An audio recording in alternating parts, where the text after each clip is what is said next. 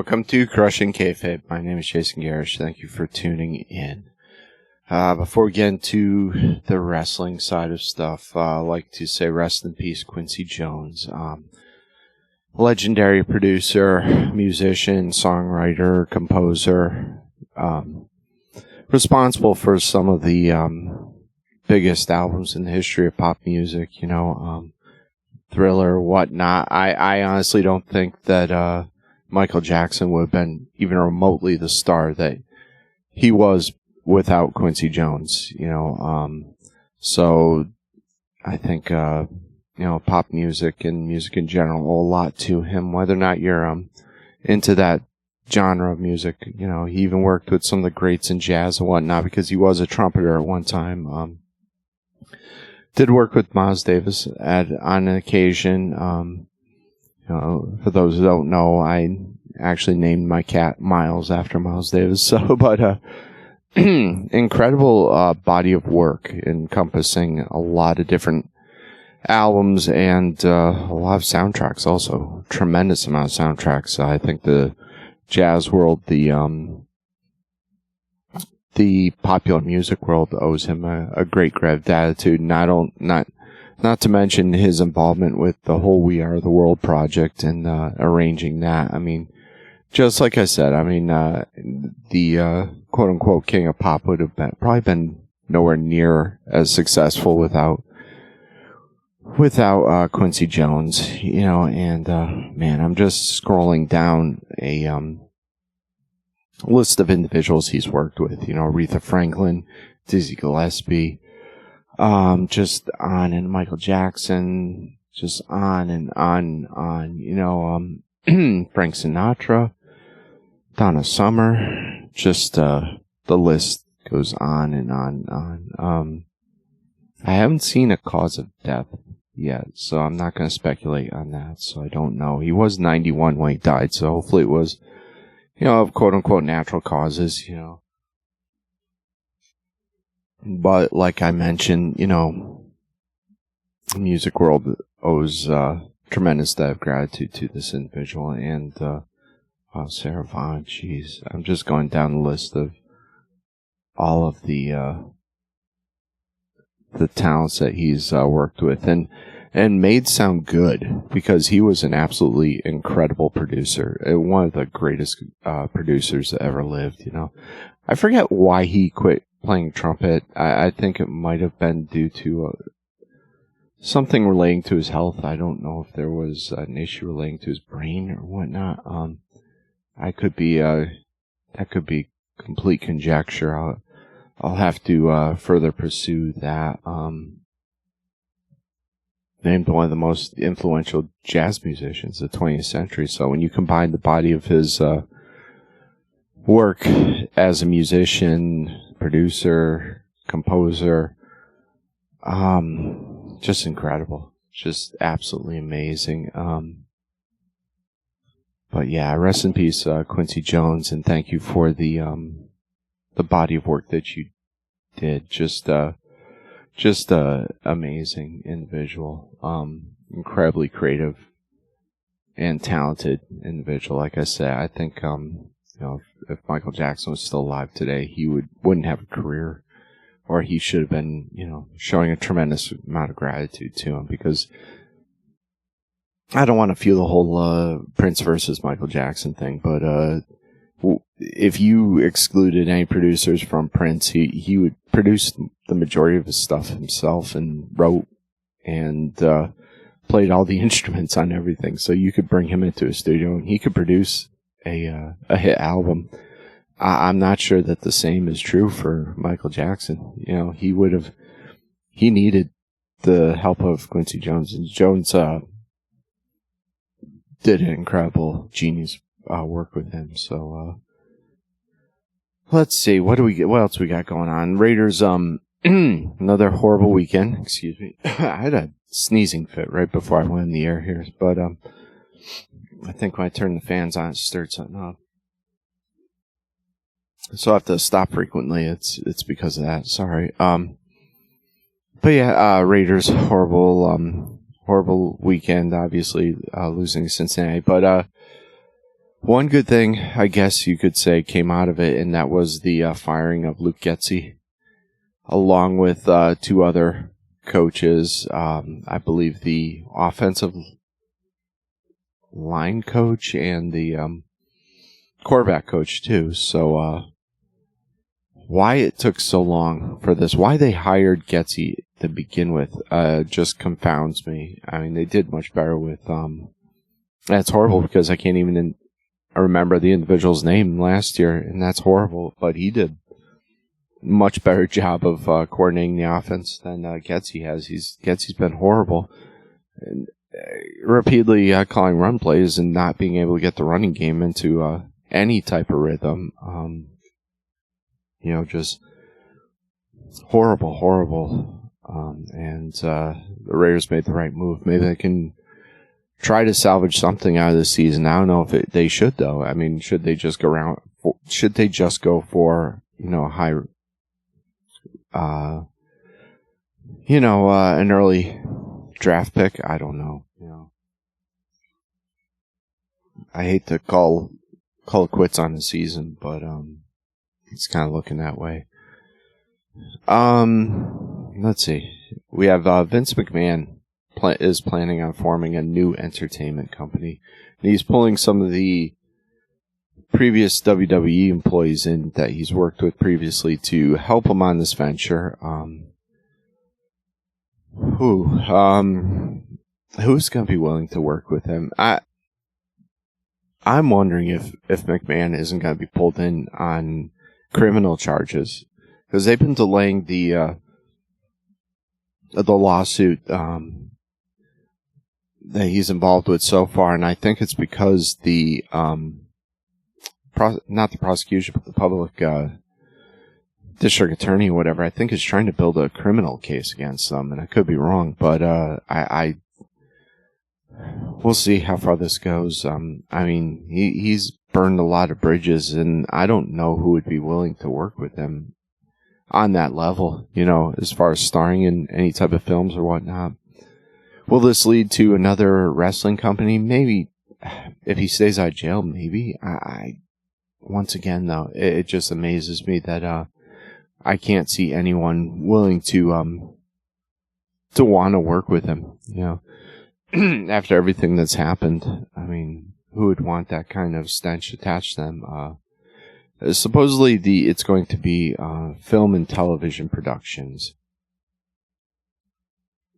And we saw how incredibly successful the WWE films were under Vince McMahon's reign. So I can't imagine that would do terribly well. And let's see. We had some releases. Baron Corbin, Tegan Knox, and Indy Hartwell were released.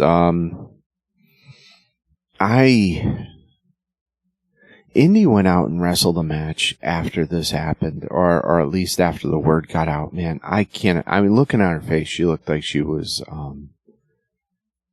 just... How do you do that to somebody? Just release them and them say, hey, can you go out and work a match for us?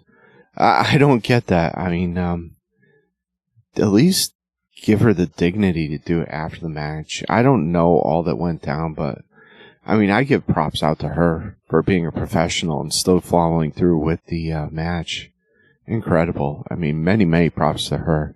She never got over with the main roster, unfortunately, with the crowd, so I was hoping they'd do something with the whole Dexter Lumis thing and involve her, but that works so well on NXT.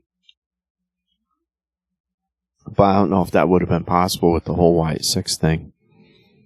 But yeah, I wish those guys best of luck. I mean, Baron Corbin one kind of catches me off guard in a way, but it doesn't. I mean, I would have done it a long time ago, but it seemed like he was a lifer at one point. It just, I don't know what happened there. I don't know if has everyone seen the footage of the Chris Bay injury? I have yet to see it. TNA wrestler Chris Bay. I guess he's a friend of Karrion Kross too, but they're saying that he might... I mean, it's all conjecture at this time. It's all rumors. Nothing has been publicly released and stated officially, but they're saying he might never wrestle again. He was basically dropped on his head during one of the spots, and it looked like a really bad injury. People are saying that people are comparing it to the Big E injury, but they're saying that might even be worse. I'm hoping, prayers going out to him and his family. I'm hoping that there was no. I hope it wasn't as significant as people are speculating. So let's leave it at that. Until we know all the facts. Oh, hey, we had a PLE this weekend. I hate this pay-per-view. I really do. Crown Jewel. I wish I didn't have to sit through this. Not that it was particularly bad, but it just, I hate it because they sidelined the storylines and commandeer them for about a month leading up to this, and then we have to jam in all the storylines for Survivor Series, and that bothers me. It's not very good. Riyadh, Saudi Arabia. We had the Bloodline versus the OTC Bloodline start things off. Jacob Fatu at one point had a beautiful pop-up Samoan drop in this thing. It looked gorgeous. Solo pins, Reigns for the win, or Bloodline beats down the OTC. Sammy comes out for the save. You knew Sammy was going to get shoehorned into this thing somehow. Whether or not they permanently have him within the storyline, I don't know. But they had to truck him out there for the Saudi crowd. So, Sammy accidentally takes out Roman at one point. So we've got dissension between Sammy and the OTC Bloodline. See how this all plays out. I don't take too much from these events because they're booking to satisfy the Saudi crowd and the Saudis, and I don't put too much gravitas on what they do there. We had Lash Legend, Chikara Jackson versus Damage Control versus Chelsea Green, Piper Niven versus Bianca Belair and Jade Cargill. Bianca Belair and Jade Cargill win that. We have Seth Rollins versus Bronson Reed, with Seth winning. I don't like Seth winning, but I do like at least they had Bronson pop right up after those curb stomps and whatnot. At least it doesn't totally emasculate Bronson Reed, but I think they would have gained more by having Bronson win and then having Seth pursue him, as the babyface kind of thing. But, excuse me, it's probably hard to do that without a title on the line, but no rematch clause. But you can build, excuse me, you can build a series of matches. It's been done before, excuse me. Nia Jax versus Liv Morgan. We had another great Samoan drop in this. Nia threw Liv up on her shoulders, and it looked really good. At one point, Tiffany runs in to cash the briefcase in. Nia tells her to leave. Then we had Raquel tries to take the briefcase from Tiffany. Ended up with Liv basically cheating to win. Got the win with help from Raquel and Dom. Raquel looked a little bit better. She didn't look as much like a deer in the headlights this month, this pay-per-view, this PLE, whatever you want to call it. So Liv is the first women's Crown Jewel champion, and she couldn't hold back the tears. She couldn't hold back the joy. I think she really does appreciate wrestling, and is she the greatest wrestler? Oh, absolutely not. The storyline, she does well with the storyline matches like that, where she's not a good technical wrestler. She's not a great athlete, but she does know how to tell stories. So it's, I applaud her for that. And I think she's doing very well at that. As long as you give her interesting storylines, I think she's going to continue to flourish. But yeah, we had Triple H come out to the ring and award the belt and the belt, which is going to stay in Saudi. It's going to be on display, and they got this gigantic, gaudy ring. which I'll probably wear a couple of times and then put in a case and forget about it. But after this, we had RKO versus KO. I just noticed the decibel meter at this point. Was it on before? Were they showing this? Only went up to 109 decibels. That's not, I mean, it's loud, but it's not that loud for a crowd of that size. I would have expected more. I mean, they kind of showed showed themselves up at that point. We ended up having Adam Pearce and Nick Aldis come out to the ring, which is good because it starts setting up the whole Survivor Series thing with the War Games. We're going to have a SmackDown versus Raw, like old school Survivor Series, and go for it. So this match never even gets started. There's a brawl outside of the ring, which was pretty brutal. I was kind of surprised that they did this in Saudi. I don't know if they had to clear it first, but, it was a fun brawl. That's all I got to say. So that was kind of a wash. It was just fun and entertaining. It builds towards a storyline of Survivor Series. That's all. So next thing we had Andrade versus Carmelo Hayes versus LA Knight. LA Knight pins Hayes to retain. Then we had the main event with Cody Rhodes versus Gunther. And interesting pin. I like the creative pin in this. I really do. I mean, this is probably my favorite match of the night. Probably the best match of the night was... knew these guys were going to pull a good match out of each other. Both Gunther and Cody are quite capable of putting on a great match. So you knew this was going to be great. I liked the pin at the end because my main fears with this whole thing was going to be that one brand would look weaker than the other. And they did their best to not make that look the case, with the cheating to win with Liv, and then this here, Gunther had Cody in a sleeper hold, and Cody basically rolls him up for the pin. So that's pretty creative. I enjoyed that. I know it's been done before, the Bret Hart thing and all that, but kudos to them. That's good booking right there. That's really good booking. It doesn't make either one of them look weak, because technically either one of them could have won the match at that point. And they had Gunther and Cody shake at the very end of it. So we had about the best booking you can for that. And then they had the presentation with everyone coming down. Everyone, the Saudis come down to the ring, and Triple H come down to award the belt in the ring. And Cody had some trouble putting that ring on. I hope they don't have to surgically remove that sucker, but he had some trouble getting it over his knuckle. I'm kind of scared at that.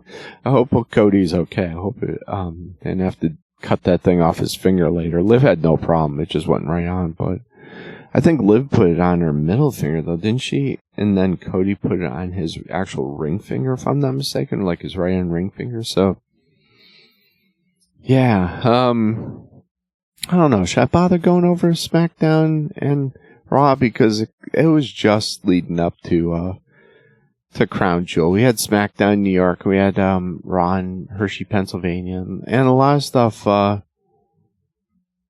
going on. We had R-Truth, Miz trying to reconcile with R-Truth, and R-Truth is punches Miz and all that. So apparently Wyatt's had Miz at this point, if I'm not mistaken. There's an interesting some stuff offline that like there was a thing that Karrion did online. Basically, I think Karrion is planning to use Miz for bait to get back at the Wyatt Six. So this could be fun. I think it will be. I like both of these factions. AOP, though, is... Oh, man. They got to do something with AOP. They really do. I'm thinking they might not... They might release AOP soon. They've just been looking useless in there. They look like jobbers, and they're huge, huge guys. They shouldn't be looking like this. But and once again, I mentioned the Bayley and Naomi versus Candice LeRae and Indy Hartwell. You know, that was weird watching that. It was neat. That was on SmackDown, I should say, and it was. I got a kick out of hearing Roman say "yeet." So those are Roman's definitely taking a bit of a face turn there, you know. So a lot of stuff happened, and I'm glad that Crown Jewel is over. I don't have to worry about this nonsense anymore. And Survivor Series is typically one of my favorite PLEs, so it should be fun there. It should be a lot of fun. I love the War Games format, and I'm happy that they retain that and decide to use that within Survivor Series. So I know I've forgotten a billion things. A lot of stuff happened this week. But hey, thank you everybody for tuning in. Be sure to check out Then and Now. I should mention it last week, but they had their holiday sale last Sunday. They're typically not open on Sundays, but they open up specifically for that. And we actually had 30% off of items in our booth for it. So if you missed that, I'm sorry. Just, you know, go and, like I said, tell them that Crushing Kayfabe sent you, you know. Aside from that, you know, check us out on crushingkayfabe.com, crushing with a K. Check us out on Patreon, and for $1 a month, now becoming a subscription service because of Apple. Thanks, Apple. But if you do sign up, you do have to subscribe. But the good news is, it's only $1 a month. You know, don't blame Patreon for the changes in that. That was an Apple thing. That's how they do their billing. So be mad at Apple for that. Unfortunately, it affected everybody. You know, so even if you don't go through Apple, it's still a recurring subscription now. So, but please check us out. $1 a month. I don't think that I'm asking way too much for that. And you'll get all of the shows, prescription free, sure. Advertisement free, you know, all that fun stuff. So, check us out on Patreon, of course on YouTube, Spotify, whatnot. So yeah, check us all out there. You know, prayers going out to Ukraine, to Israel as always, to the people that suffered hurricane damage within the states. Prayers going out to them, and please, you know, tomorrow's voting, so you know, hopefully a nation can come together and not have some of the rioting and whatnot. Hopefully we all can just agree to disagree regardless of what the outcome is, and hope for the best and pray for this country. All right. Thank you everyone for tuning in, and God bless.